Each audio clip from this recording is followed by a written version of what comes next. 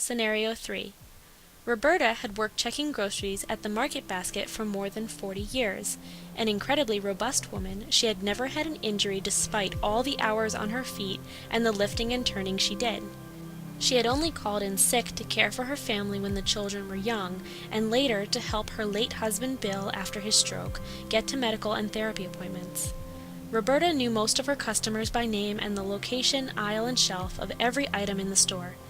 She took particular delight in identifying items from the new line of exotic produce, guavas, mangoes, papayas, etc., that customers would bring unmarked to her checkout. Still going strong at 62, Roberta was shocked to be called into the manager's office one Monday morning to be told that she was essentially facing mandatory retirement. The store was suffering from the economy. That was really all she heard. At that moment, Roberta started grieving for the loss of the community of the market basket, which had become like a family to her, particularly since Bill had passed away. Overnight, Roberta's active life, where she interacted every day with the dozens of customers she had become acquainted with over the years, became reduced to flipping channels on cable and trying to stay cool since the senior complex where she lived had no AC. Her pension from the market basket was livable, but allowed for no extras, and she needed to wait several more years to get the best deal from Social Security. While flipping through the public service channel one night, Roberta saw a recruitment ad for people with sickle cell trait to participate in a research study. Roberta had almost forgotten that she carried the sickle cell gene, though the news back in her 20s had caused her many sleepless nights. Roberta followed the link to the study website and got very excited.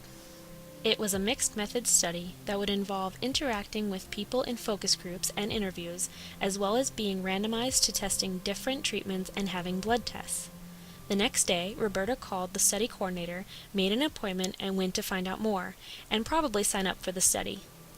The medical center was bustling with activity. It reminded Roberta of the market basket on Fridays, the day after they delivered the sales circulars door to door. The coordinator, Daria, was a sweet young woman with a deliciously air-conditioned office. Roberta relaxed into an armchair, and the coordinator offered her a cup of coffee. "This is my new life," Roberta thought to herself. Daria asked Roberta questions about herself, and was a bit concerned when Roberta told her she was 62. "Mrs. Bell," Daria began, "I think you qualify for the study, but we want to make sure you understand that you are not likely to benefit from anything we learn. You may not feel well after the treatments. We would stop treatment if you have a bad reaction, of course, but even though we think the chance is small, there is still some risk. The people who are most likely to benefit from the work we are doing are not even born yet." Roberta replied, "I understand. Helping others is what life is all about, honey. I accept the risk." Daria nodded and proceeded to go through the consent documents with Roberta, asking her if she understood each part.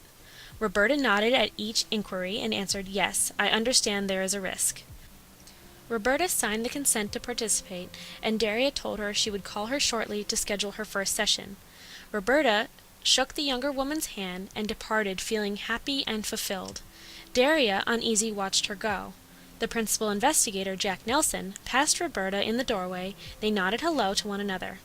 Jack said to the coordinator, "Do we have another participant already, Daria?" "We do," the coordinator replied, "but I'm worried about this. A huge proportion of our recruits, about 60%, are coming from the retirement village, Jack." "That's a lot," the investigator replied. He wrinkled his brow and looked at Daria, who grimaced in return.